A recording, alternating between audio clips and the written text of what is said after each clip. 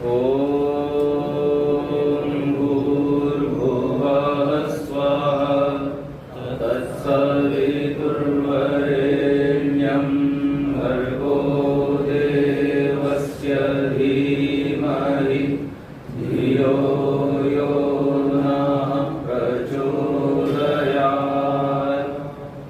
ॐ शन्नो मित्रः शं वरुणः शं नो भवद्वर्यमा शन्न इन्द्रो बृहस्पतिः शं नो विष्णुरुक्रमः।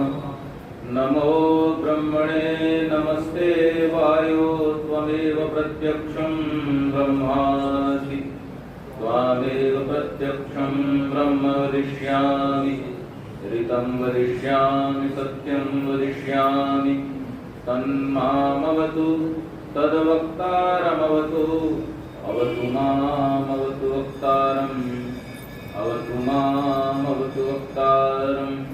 ॐ शान्ति शान्ति शान्तिः। पूज्य स्वामी जी, आचार्य जी, आर्य समाज एटा के समस्त पदाधिकारीगण, उपस्थित बंधुपुरुषों, बंधनीय शक्ति, प्यारे बच्चों, श्रावण का मास ऋषि तर्पण के लिए नियुक्त किया गया है। हमारे प्राचीन मनीषियों ने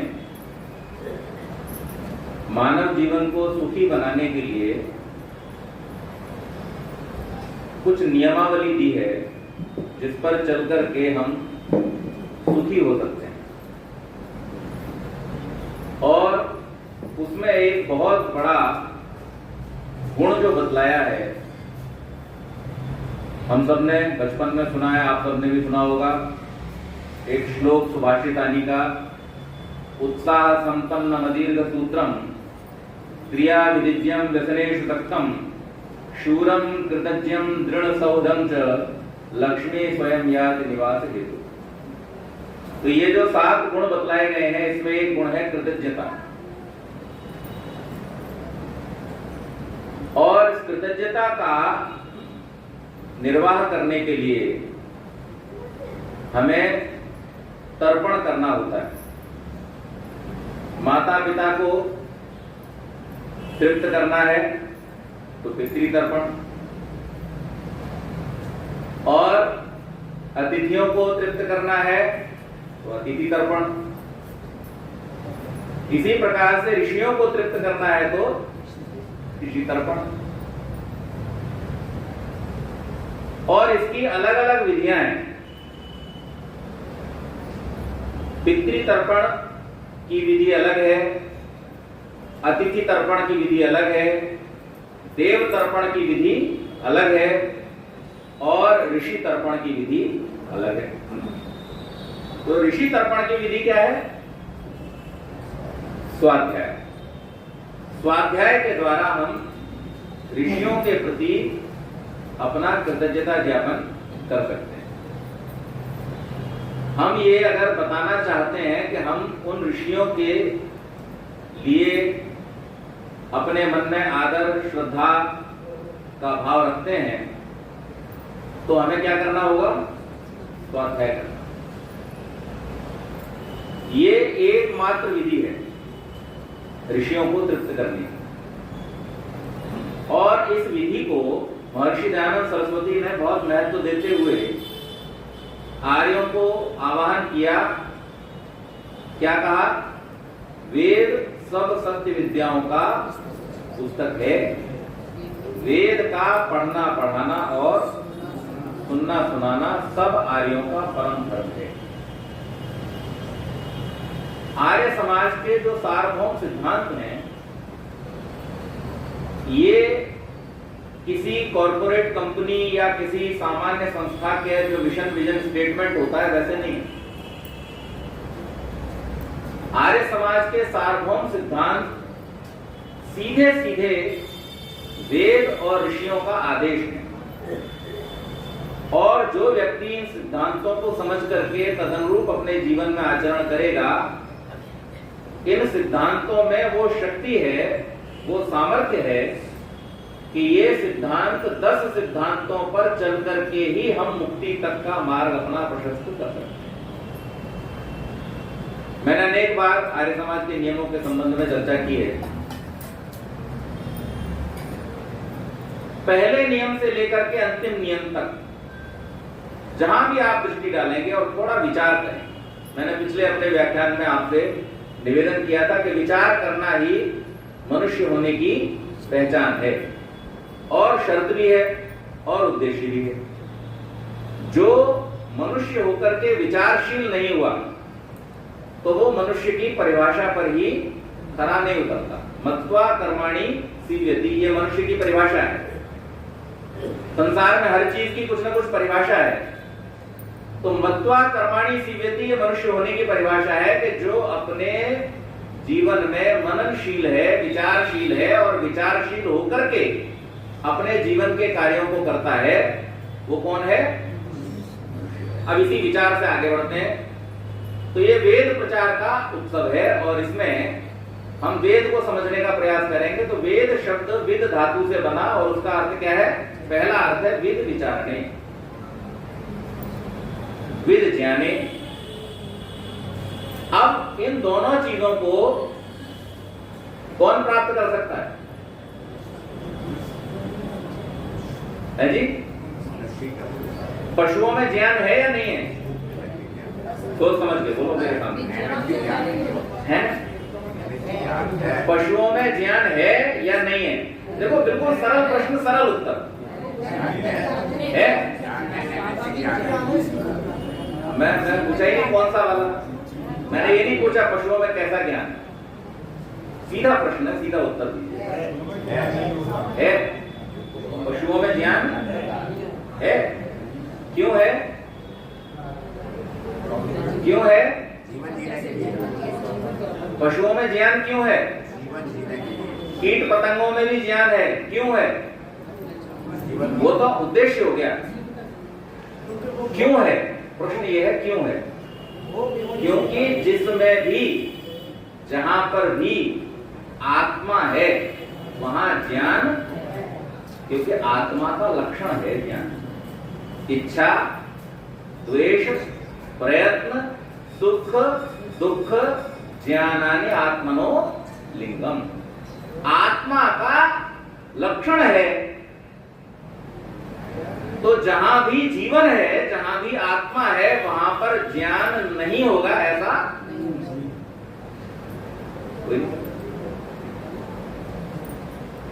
अब यहां जो बात की जा रही है वो क्या की जा रही है? ज्ञान प्राप्त करने की। प्राप्त कौन सा ज्ञान होगा? जो अप्राप्त है।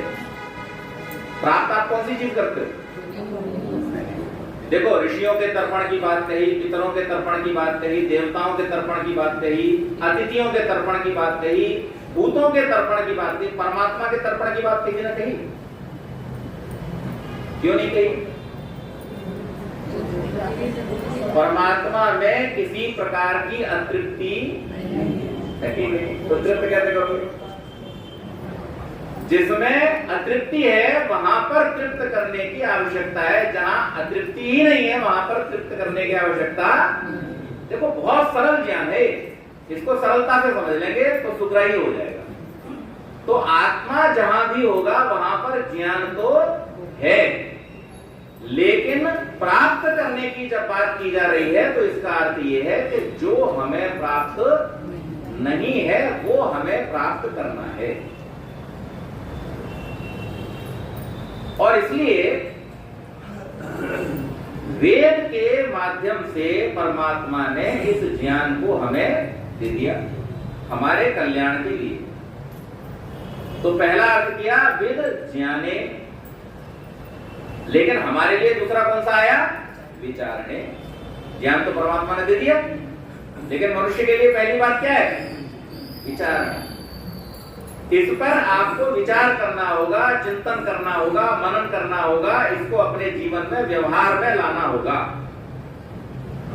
और इसकी शपथ इतनी बड़ी दे दी है महर्षि पतंजलि ने, क्या दी है? एक शब्द। सम्यक ज्ञाता सुप्रयुक्ता स्वर्गे लोके कामधुक भवति। इससे बड़ी कोई गारंटी मिल सकती है संसार में? कौन दे रहा है? जिस व्यक्ति ने इस संसार में मुक्ति के मार्ग पर चलने की संपूर्ण विधि को 8 अंगों में योग शास्त्र के माध्यम से दिया, वो व्यक्ति ये शपथ दे रहा है कि अगर एक शब्द का भी आपने ठीक से जान करके अपने जीवन में ठीक ठीक प्रयोग करना सीख लिया तो वही आपको स्वर्ग में ले जाएगा और वही आपको मोक्ष की प्राप्ति भी।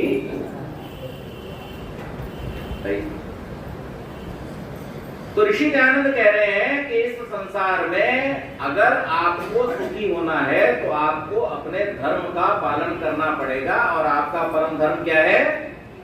वेद का पढ़ना पढ़ाना। और क्योंकि पहले बतला दिया ये वेद सब सत्य विद्याओं का पुस्तक है। तो अब यहां से हम अर्थापत्ति लाएंगे, यहां पे थोड़ा हम विचार चिंतन करेंगे। अर्थात क्या हुआ कि मनुष्य जीवन का लक्ष्य है सत्य विद्या को जानना। मनुष्य का जीवन का लक्ष्य क्या है? सत्य विद्या को जानना। जब तक हम सत्य विद्या को नहीं जानेंगे, ठीक ठीक विश्लेषण करना, ठीक ठीक इस संसार की वास्तविकता को नहीं समझेंगे, तब तक हमारा कल्याण होना संभव नहीं। वेद का मंत्र कहता है विद्याम च यस्तत् वेदो भयंकर अविद्या मृत्युम तीर्थवा विद्याम मृतमश्नुते। विद्या और अविद्या को जिसने ठीक ठीक जान लिया। एक शब्द आप लोग सुनते हैं विवेक। विवेक का अर्थ क्या है? महर्षि दयानंद इसका बड़ा सुंदर अर्थ करते हैं। क्या कह रहे हैं? वो कह रहे हैं सत्य और असत्य को ठीक ठीक जान लेना। विवेक क्या है? सत्य और असत्य को ठीक ठीक जान लेना। अब आप देखो ऋषि दयानंद हमें कहां लेके जा रहे हैं। और आर्य समाज में ये जो वेद प्रचार की परंपरा है, ये जो वेद प्रचार महोत्सव की परंपरा है, ये कितनी महत्वपूर्ण है ये हमें समझ में आ जाए। ऋषि दयानंद कह रहे हैं सत्य और असत्य को क्या करना चाहिए? जान करके सत्य के ग्रहण करने और असत्य के छोड़ने में उद्यत रहना चाहिए। कब कब? सर्वदा। कोई पर्टिकुलर टाइम पे नहीं, जहां जब जैसे सत्य का भान हुआ वहां वहां उस सत्य को अपने जीवन में ग्रहण कर लेना चाहिए। और जहां जहां जैसे जैसे हमें पता चला कि ये असत्य है उसको वहीं पर त्याग कर देना। इसमें हमें जागृत रहने की आवश्यकता है, इसमें हमें प्रमादी होना नहीं चाहिए।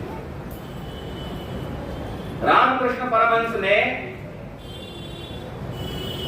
अपने जीवन का वृत्तांत सुनाते हुए कहा कि मुझे पहली बार समाधि का अनुभव कब हुआ?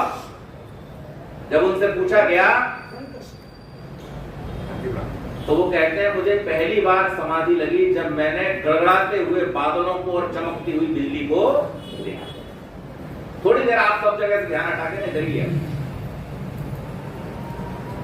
जब मैंने जीवन में बाल्यावस्था में पहली बार गड़गड़ाते हुए बादलों को सुना और तड़तड़ाती हुई बिजली को देखा, उस समय मेरा मन सब ओर से हट गया।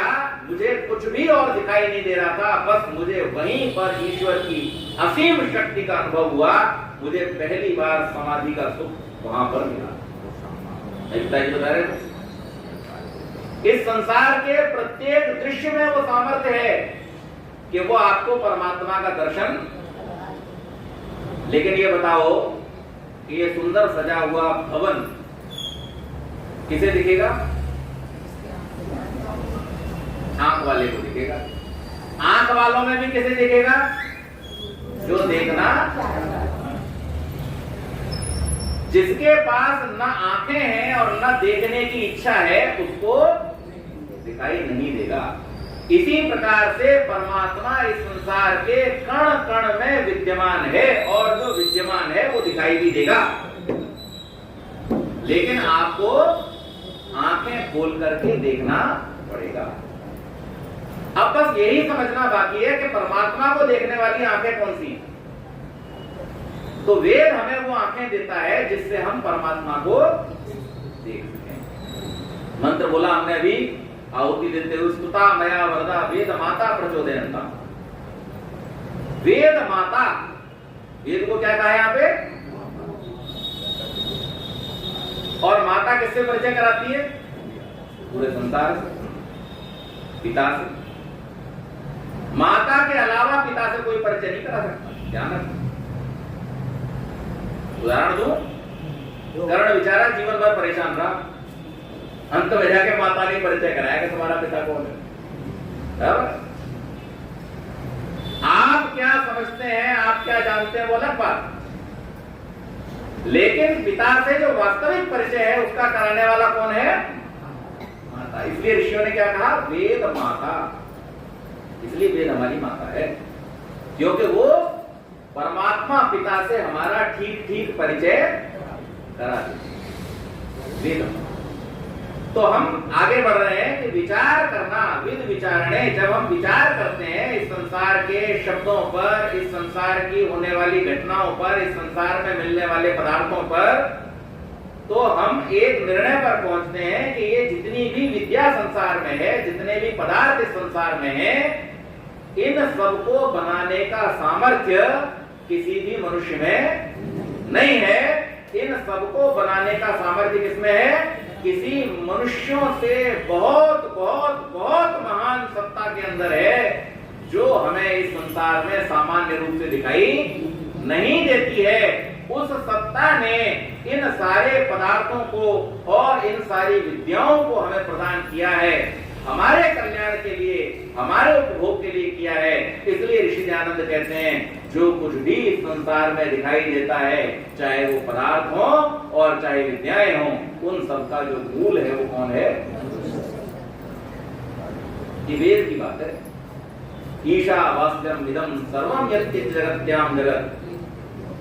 ये सब कुछ उस परमात्मा से आच्छादित है। तद एजति तन्नेजति तद्दूरे तदवंतिके तदंतरस्य सर्वस्य तदु सर्वस्यास्य बाह्यता। विपिता जी कह रहे थे, सब कुछ उसके अंदर है और सब उसके द्वारा आच्छादित है।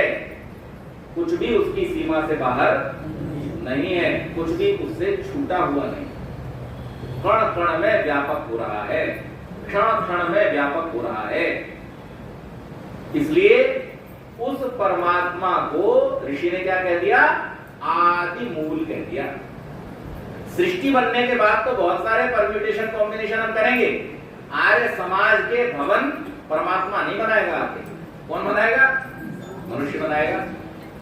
चिड़िया अपना घोंसला स्वयं बनाएगी, चूहा अपना बिल स्वयं बनाएगा। ये सब अपना अपना काम करेंगे, लेकिन कब करेंगे? सृष्टि के निर्माण के बाद में, जब परमात्मा इनको ज्ञान युक्त कर देगा, जब परमात्मा इनके अनुसार इनको ज्ञान दे देगा। अच्छा एक बात बताइए, आत्मा ज्ञान युक्त है, यह आपने स्वीकार किया, ऋषियों ने ये बात कही है, लेकिन क्या सब आत्माओं के पास में सब एक जैसा ज्ञान है? नहीं है। दो उदाहरण अभी मैंने दिए, एक चिड़िया घोंसला बना रही है और चूहा और चींटी बाम्बी बना रही है।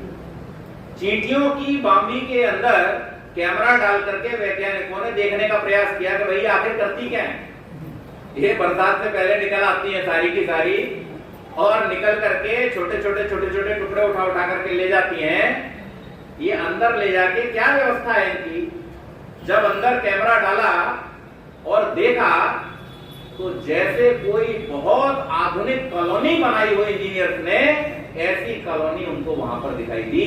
कमाल की बात यह है कि भयानक से भयानक बरसात में भी वो पानी उनके बच्चों को और अंडों को छू नहीं सकता।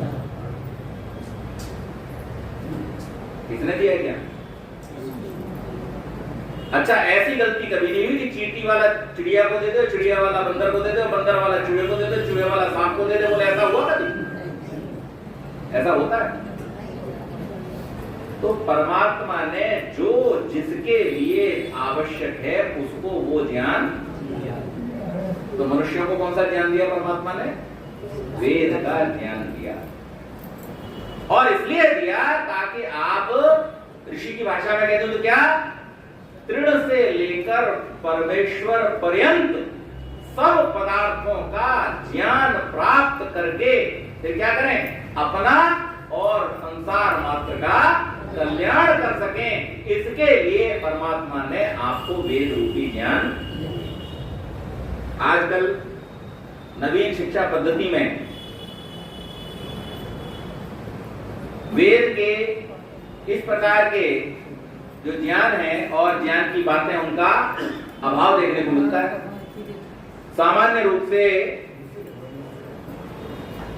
अगर कोई वैदिक शिक्षा ही न ग्रहण कर रहा हो तो हमारी जो सामान्य रूप से विद्यालयों में चलने वाली मैकॉले शिक्षा पद्धति है, उसमें वेदों के ज्ञान से बच्चों को पूरी तरह से वंचित रखा गया।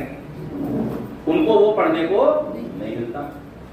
और केवल मात्र इतना ही नहीं, उनके ऊपर इतना बोझ लाद दिया गया है उस शिक्षा का कि जिसके कारण से वो चाह करके भी इधर समझ नहीं रहे। ऐसे डब्बों में बंद कर दिया है कि उनकी सोच जो है कभी उससे बाहर निकले ही ना, वो इधर उधर सोचे ही ना, बस वही सोचे, उतना ही सोचे, उसके बारे में ही सोचे। अभी पंडित आनंद जी कह रहे थे कि नौकर बनाने वाली शिक्षा दी जा रही है। इस दिशा में बहुत सारे प्रयास भी हो रहे हैं, जागृति भी आ रही है, लोग सीख भी रहे हैं। लेकिन वेदों का ये ज्ञान क्यों आवश्यक है आज की पीढ़ी के लिए? तो बहुत ही ज्यादा आवश्यक है, क्योंकि आप जैसे जैसे आधुनिक युग में प्रवेश करेंगे, आधुनिक युग में जाते हुए आपको और अधिक सावधानी की आवश्यकता। अच्छा ये बात लाइए, ये जो बैंक फ्रॉड होते हैं, ये आधुनिक बैंकिंग में होते हैं या पुरानी वाली बैंकिंग में होते हैं? पुराने समय में कभी ऐसा सुनने में आता था कि किसी व्यक्ति ने फोर्ज सिग्नेचर कर दिए, गलत सिग्नेचर करके चेक पर और पैसे निकाल लिए किसी दूसरे के खाते से। ये rarest of the rare case होते थे, कभी हो गया तो हो गया।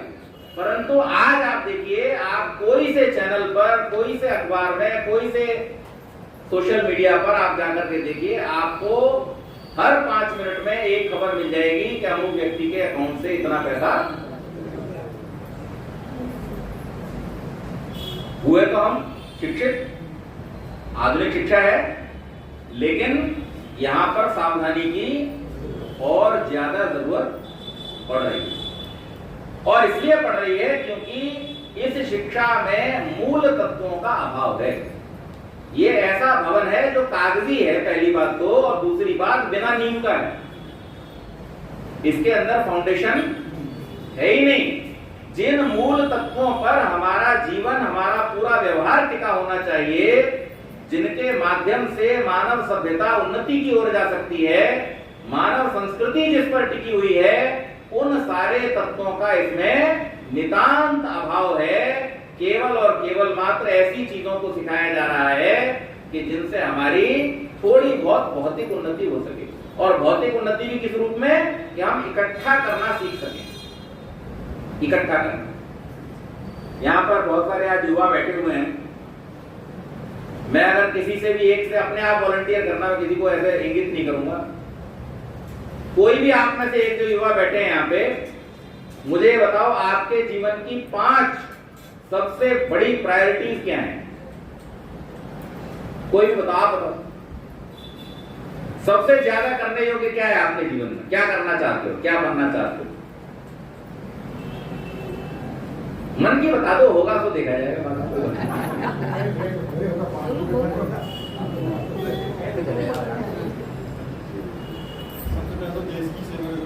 देश की सेवा करनी, बहुत बढ़िया।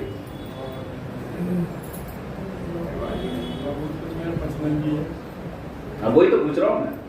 पर्सनली बताओ, सबका मत बताओ, सामूहिक अपना बताओ।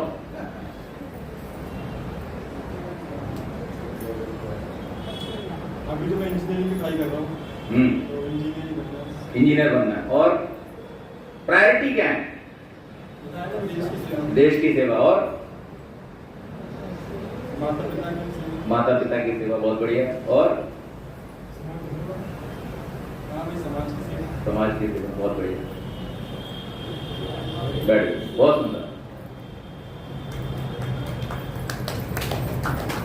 हमारे जीवन की प्राथमिकताएं क्या है? अच्छा, अब मुझे ये बताओ, इंजीनियरिंग की पढ़ाई में इनमें से कोई भी एक चीज सिखाई जा रही है तुमको? है, उत्तर सामने है। जो हमारी प्रायोरिटीज हैं और होनी चाहिए, उनके विषय में हमारी शिक्षा में कोई प्रावधान नहीं है। और इसलिए यह आवश्यक हो जाता है कि हम कम से कम इतना व्यक्तिगत स्तर पर करें, सामाजिक स्तर पर करें, जो ऋषि ने हमको आदेश दिया है कि वेदों को पढ़ें, पढ़ाएं और उन्हें सुनाएं।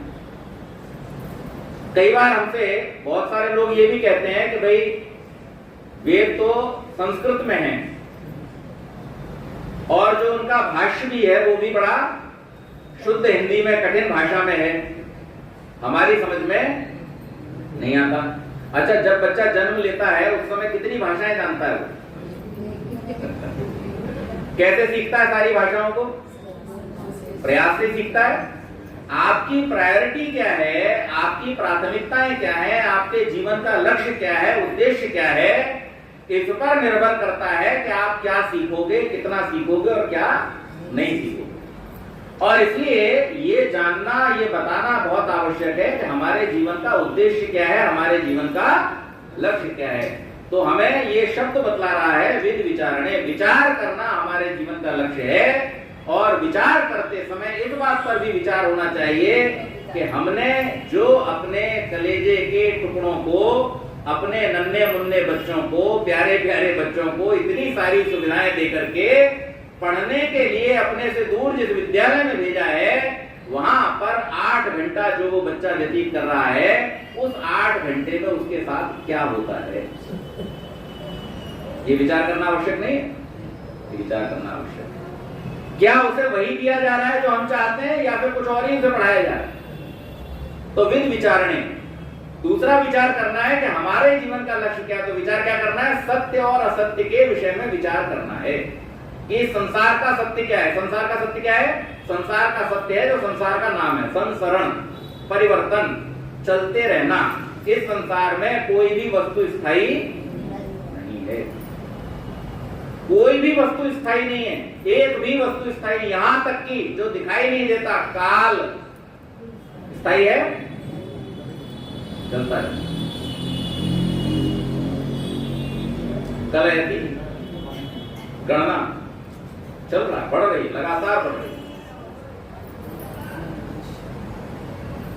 तो ये विचार करना आवश्यक है और ये विचार करने की प्रेरणा हमें वेद से मिलती है। तो हम ये विचार करें, सत्य और असत्य का विचार करें। इस संसार में हमें जो दिखाई दे रहा है, जो कुछ भी, इसमें हमारा विचार ये होना चाहिए कि कितनी ऐसी चीजें यहाँ पर हमें दिखती हैं जो हमने लेकर के यहाँ पर आई हैं।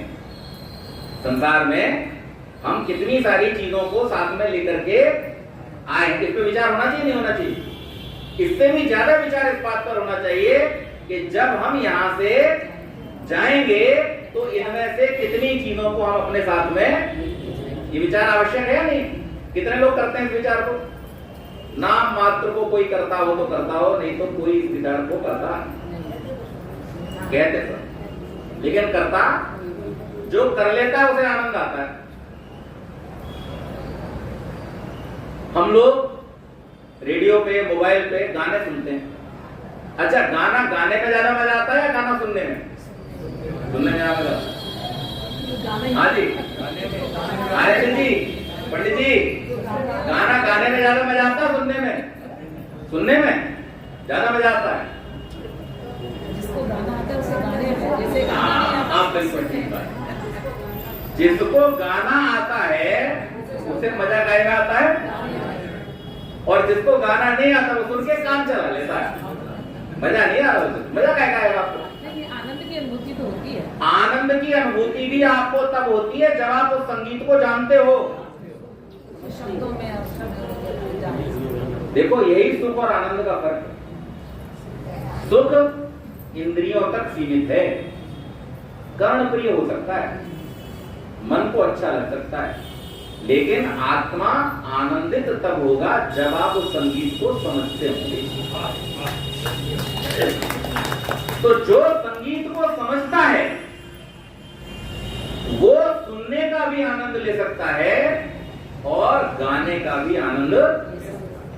जो संगीत को समझता नहीं है वो इस धुन में रह सकता है कि हाँ मैं कुछ अच्छा सुन रहा हूं, लेकिन उसको उसका आनंद कुछ प्राप्त नहीं होगा, जिसको हम रस कहते हैं ना, रस उसको प्राप्त तो सुन तो लेगा लेकिन उसे रस प्राप्त नहीं होगा। लेकिन जो गाता है और जो गाना जानता है, उन दोनों गुणों से युक्त व्यक्ति को उसका आनंद प्राप्त होता है। वो वहीं पर मानो साक्षात परमात्मा का दर्शन कर सकता है।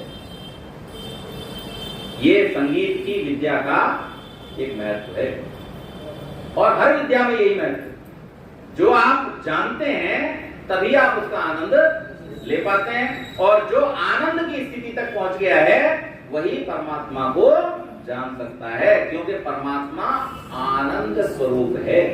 परमात्मा क्या है?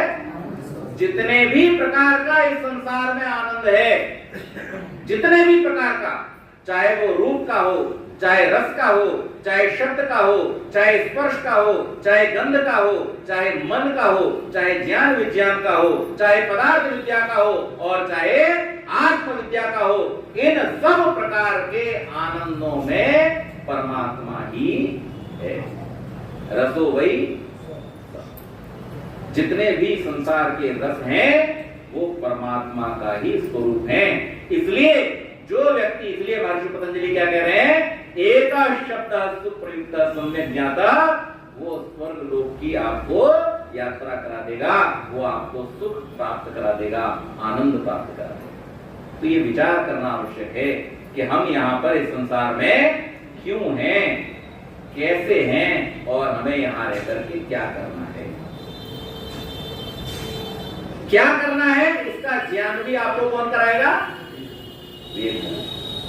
वो संविधान है, वो आपको बताएगा, उसमें आपको ये प्राप्त होगा, ये पता चलेगा।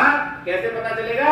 अगले ही मंत्र में जहां पर एक बार बतलाया कि ये पूरा संसार उस परमात्मा से आच्छादित है, अगले ही मंत्र में ऋषि इस बात को स्पष्ट कर देते हैं। फिर मैं क्या करूं? ये तो सम्मान मिलके किसकी है? भगवान की है। मैं क्या करूं? तो कहते हैं कुर्वन् नेवेह कर्माणि, तू कर्म कर भाई, तेरा काम क्या है? कर्म करना। लेकिन ऋषि दयानंद उस बात को और अधिक स्पष्ट कर देते हैं। क्या कहते हैं? कर्म तो कर। कैसे कर? सब काम धर्मानुसार, अर्थात उसका अर्थ भी बतला दिया, सत्य और असत्य को, जिस सत्य और असत्य का अभी निर्णय करके विवेकशील बने थे, उसी विवेक के द्वारा सारे जीवन के कार्यों को सत्य और असत्य का विचार करके करना, इसी का नाम ऋषियों ने क्या दिया? इसका नाम है वैराग्य। देखो ऋषि ज्ञान सत्यार्थ प्रकाश में क्या लिख रहे हैं? सत्य और असत्य का भान हो जाना विवेक है, और उसी सत्य असत्य को अपने व्यवहार में ले आना, इसका नाम क्या है? घर छोड़ के चले जाना वैराग्य नहीं है। बच्चों पत्नी से दूर हो जाना वैराग्य नहीं है। कमाई छोड़ देना, काम धंधा छोड़ देना वैराग्य नहीं है। ऋषि क्या कह रहे हैं?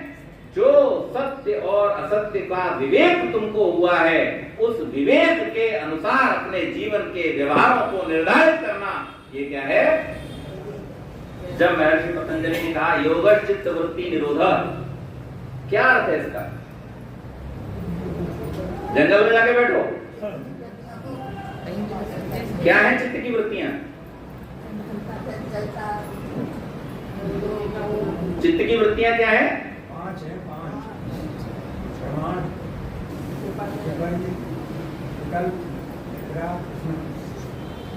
ठीक है, ये तो भारी भारी शब्द हो गए ऋषियों के, छोड़ो इन्हें।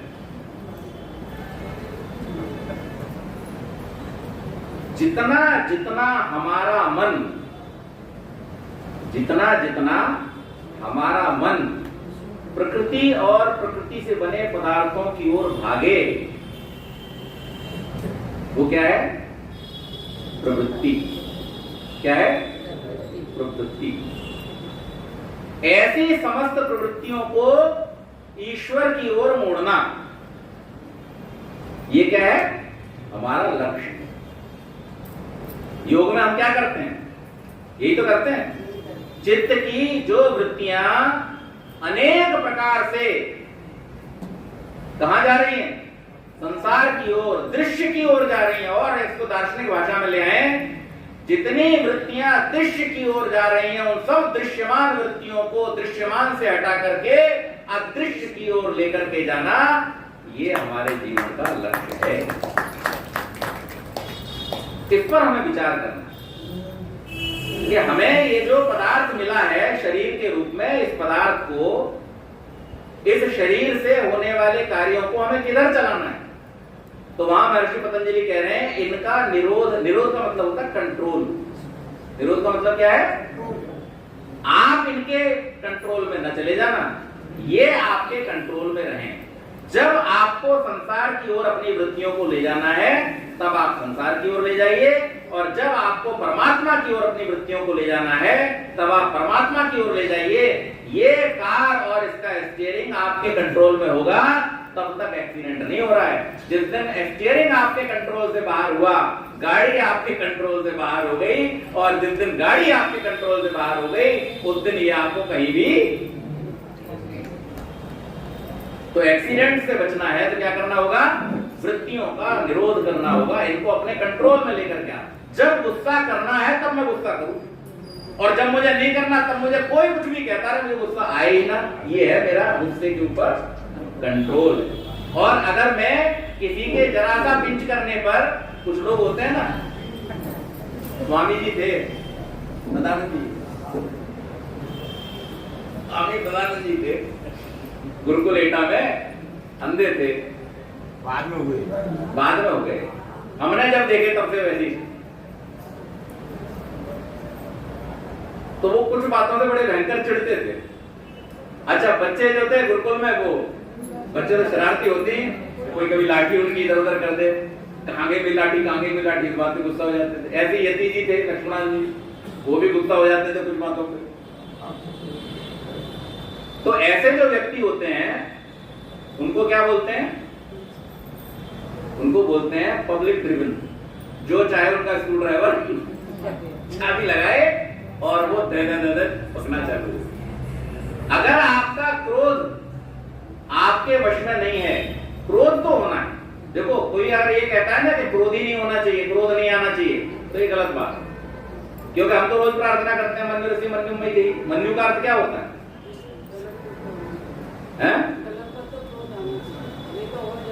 गलत सही ठीक है। मन्यु का अर्थ होता है वो क्रोध जो आपके कंट्रोल्ड एंगर, और जो आपके कंट्रोल से बाहर है, जिसमें आप कांपने लग जाएं, आपका चेहरा लाल पड़ जाए, आप तमतमा जाओ। उसके लिए श्री राम शर्मा आचार्य जी कहते हैं कि क्रोध करना एक दुर्गुण है, क्योंकि इसका अर्थ ये है कि आप दूसरे की गलती की सजा, क्रोध में आपका ज्यादा नुकसान होता है, दूसरे का कम। तो ये विचार करना मनुष्य का कर्तव्य है, और ये ज्ञान आपको कहां मिलेगा? ये आपको वेद में मिलेगा। तो इसलिए ऋषि दयानंद कह रहे हैं, सब काम धर्मानुसार, अर्थात सत्य और असत्य को विचार करके करने चाहिए। इसका नाम है वैराग्य। और इससे आगे जब बढ़ेंगे तब हमें ये समझ में आएगा कि हम इस संसार में जो वास्तविक मूल सत्ताएं हैं, तो विद जाने, विद विचारने, फिर क्या है? विद सत्तायाम। सत्ता कौन सी सत्ताएं हैं? अगर हमने इस संसार की सत्ताओं को ठीक ठीक नहीं समझा, तो वही होता रहेगा जिसके लिए पंडित आर्यन जी अभी कह रहे थे कि लोग जाकर के जाने कहां कहां से पटक रहे हैं। ये सत्ताओं को न समझने के कारण से है। आप एग्जिस्टेंस को अगर नहीं समझेंगे, आप रियल एग्जिस्टेंस को अगर नहीं समझेंगे, तो आप ऐसे ही भटकते रहेंगे। आपको, चाहे आप आर्य समाज के ही सदस्य क्यों न हो, आर्य समाज का सदस्य हो जाना कोई मोक्ष की गारंटी नहीं है। कोई गलतफहमी में हो तो निकाल ले हैं। हमारे यहाँ कहावत है ना, काबुल में सब घोड़े नहीं होते, गधे भी होते हैं। इसलिए आर्य समाज में आ जाने का मतलब केवल इतना नहीं कि आप आर्य समाज में आ गए, अभी पढ़वा ली तो आपको मोक्ष का मार्ग मिल गया। यहां पर भी उतनी ही मेहनत करनी पड़ेगी। सत्यपाल पथिक जी का एक भजन है, उसमें लाइन आती है, भक्ति शक्ति मुक्ति मिलती मोल ना। भक्ति शक्ति मुक्ति मिलती मोल ना, जितनी भी करनी है अपने आप कर सके परमात्मा का। ये कहीं और होने वाला काम नहीं है, ये आपको ही विचार करना पड़ेगा, ये आपको ही चिंतन करना पड़ेगा, आपको ही सोचना पड़ेगा और आप ही को उसके ऊपर पुरुषार्थ भी करना पड़ेगा, उसके बिना होने वाला नहीं है। तो सत्ताएं हमने 50 बार सुना होगा। सत्ताएं कौन सी हैं? एक ईश्वर है, दूसरा जीव है और तीसरा प्रकृति है। प्रकृति से परमात्मा सृष्टि का निर्माण करता है और फिर जीवात्मा उस निर्मित परमात्मा के द्वारा निर्मित सृष्टि में अपने कर्मों के द्वारा अनेक प्रकार की छोटी छोटी सृष्टियां बनाता और बिगाड़ता रहता है। और फिर परमात्मा एक निश्चित समय के बाद में इस सृष्टि को लय कर देता है, फिर से प्रकृति आ जाती है। ये तीन सत्ताएं इसी प्रकार से परमात्मा का जो ज्ञान है वो भी कैसा है? नित्य है। परमात्मा का ज्ञान कैसा है? नित्य। नित्य का अर्थ क्या होता है? सनातन। नित्य का अर्थ क्या होता है? सनातन, जिसमें कोई परिवर्तन नहीं होता, वो नित्य कहलाता है। तो परमात्मा का ये जो वेद रूपी ज्ञान है वो कैसा है? नित्य है, इसमें परिवर्तन नहीं होगा, ये एक रस रहेगा, इसमें से आप अपने अपने अनुसार अपने अपने काम का रस निकालते रहिए। दुहे सायं दुहे प्रातः दुहे मध्यम दिनम परि दोहा ये अस्त संयंती तान विद्वान उपदस्वतः। कि मैं जैसे गाय को ग्वाला रोज सुबह दूता है, शाम को दूता है, दिन भर दूता है। सांसारिक गाय तो सुबह और शाम दूध देती है, लेकिन ये वेद रूपी गाय जो है, ये वेद रूपी माता जो है, ये तो प्रत्येक क्षण हमारा पालन और पोषण करने वाली है। जो इस माता का ज्ञान दूता है और उस ज्ञान का पान करके अपने जीवन में परिपुष्ट होता है, वही वास्तव में अपने जीवन लक्ष्य को प्राप्त करता है। दोहा ये संयंती तान विद्वान उपदस्वतः। तो हम विचार करें इस बात पर कि हमारा एग्जिस्टेंस क्यों हुआ है, हम विचार करें कि उस परमात्मा का एग्जिस्टेंस कैसा है, और हम विचार करें संसार का एग्जिस्टेंस कैसा है, तो हमको क्या समझ में आता है? हमें ये बात समझ में आती है कि ये संसार तो बना है और बिगड़ रहा है, लगातार बिगड़ रहा है। कोई क्षण ऐसा नहीं है जिसमें ये संसार बन करके बिगड़ ना रहा हो। दार्शनिकों की भाषा में तो इसको कहा ही विकृति गया है। प्रकृति से जब विकृति होती है तब सृष्टि का निर्माण होता है, तो ये तो है ही विकृति। अब सामान्य रूप से हम जब विकृति को देखते हैं, दूध में विकृति आ गई, कितने लोग पियोगे दूध? विकृत हो गया, खट्टा हो गया, कड़वा हो गया, पियोगे? दही में विकृति आ गई, खाओगे? रोटी में विकृति आ गई, और ये तो पूरा संसार विकृति ही है। अब फंसोगे इसमें, अब फंसोगे इसमें। तो हम क्यों फंसे हुए हैं? विवेक के न होने के कारण हम इसमें फंसे हुए हैं, अविद्या के कारण हम इसमें फंसे हुए हैं। तो ऋषि कह रहे हैं सत्य के ग्रहण करने और सत्य के छोड़ने में विवेकशील बनो, इसमें उद्यत रहो, और फिर केवल मात्र उसको जान ही न लो, बल्कि उसे अपने जीवन में धारण भी, अपने व्यवहार में भी लेकर के आओ, तब वो वैराग्य कहलाएगा। और इस विवेक और वैराग्य के माध्यम से आपका मोक्ष का मार्ग प्रशस्त होगा। फिर आप क्या कर पाओगे? फिर आप संसार का उपकार कर पाओगे। अगर आपको खुद ही ठीक जानकारी नहीं है तो क्या करोगे? बोलो मान लो अंधेरा हो जाए सड़क पे, अच्छा आप कहो चलो भैया हम तुम्हें रास्ता पार करवा दें, और रास्ता आपको खुद ही ना मालूम, आगे हो गड्ढा, खुद भी गिरोगे, दूसरे को भी लेके गिरोगे। हो रहा है ऐसा? नहीं हो रहा संसार में? बहुत सारे टॉर्च बेरर आजकल घूम रहे हैं, पथ प्रदर्शक घूम रहे हैं, को पथ का पता नहीं है वो संसार को रास्ता दिखाने चले हैं। लेकिन जो ऐसा व्यक्ति होगा जिसको खुद को सत्य और असत्य का ज्ञान नहीं है और वो जब दूसरों को रास्ता दिखाने निकलेगा तो निश्चित मान लीजिए वो सबको गड्ढे में लेकर के जाएगा और जा रहे हैं। स्वघोषित बहुत सारे परमात्मा इस समय धरती पे स्वघोषित परमात्मा है, घूम रहे हैं धरती। तो ऐसे सत्य और असत्य को न जानने के तब आप संसार का उपकार कर पाओगे। अपना जो उद्देश्य ऋषि ने दिया है उस उद्देश्य को आप कब कर पाओगे पूरा, जब आप सत्य और असत्य को जान करके अपने जीवन में उतार लोगे, तब संसार का उपकार कर सकोगे। संसार का उपकार कैसे होगा? शारीरिक, आत्मिक और सामाजिक उन्नति के द्वारा। जो व्यक्ति शारीरिक, आत्मिक और सामाजिक उन्नति करना चाहता है उसके लिए क्या चाहिए? उसके लिए 5-6 चीजें हैं जो उसे ध्यान में रखनी चाहिए। बता देता हूं, संक्षेप में बता देता हूं, समय तो हो गया है लेकिन थोड़ा और कोई बात नहीं, तो बिगड़ेगा नहीं। सबसे पहली बात, आपको अपने ऊपर जैसे मैंने कहा फुल कंट्रोल होना चाहिए, आपके मन पर, आपकी वृत्तियों पर। दूसरा, जो दुर्गुण हैं, शारीरिक दोष हैं, उनसे आपको बचना चाहिए। पिछले व्याख्यान में मैं इसकी चर्चा कर चुका हूं, चोरी, बेईमानी, झूठ इत्यादि ये सब नहीं करना चाहिए। तीसरा, जो ऐसे लोग हैं, पिताजी ने पिछली बार कहा था ना, संघ सत्सु विधीयताम, हम कहां जाएं? सत्संग में जाएं, अच्छे लोगों की संगति करें। ऋषियों ने भी इस बात को कहा है उपरति। उपरति का अर्थ क्या होता है? कि हम जो दोष युक्त लोग हैं उनसे अपने आप को दूर रखें, दुष्ट लोगों से दूर रहें। जाड्यम धियो हर्ष सिंचति वाच सत्यम मानोन्नतिम दिशति पापा करोति चेता प्रसादे दीक्षितनोति कीर्तिम सत्संगति कथया किम न करोति पुंसाम। संसार में जितने प्राप्त करने योग्य यश, मान, प्रतिष्ठा, धन इत्यादि पदार्थ हैं वो सब आपको सत्संगति के माध्यम से प्राप्त हो सकते हैं। इसलिए ऋषियों ने कहा कि ये आपकी संपत्ति है, आप दुष्टों से बच करके रहें, नहीं तो दुष्ट आपकी संपत्ति का हरण कर लेंगे, आपके मान यश सबको ले डूबेंगे। और फिर चाहे कोई कुछ भी कहे उससे आप व्यथित न हो, परेशान न हो। 4 लोगों की चर्चा होती है ना, पिछली बार मैंने की थी। 4 लोग, कौन से 4 लोग? जो हमें जीवन में कभी मिलते नहीं है, लेकिन उन्हीं 4 लोगों के कुछ कहने सुनने से बचने के लिए हम जाने क्या क्या जीवन भर करते रहते हैं।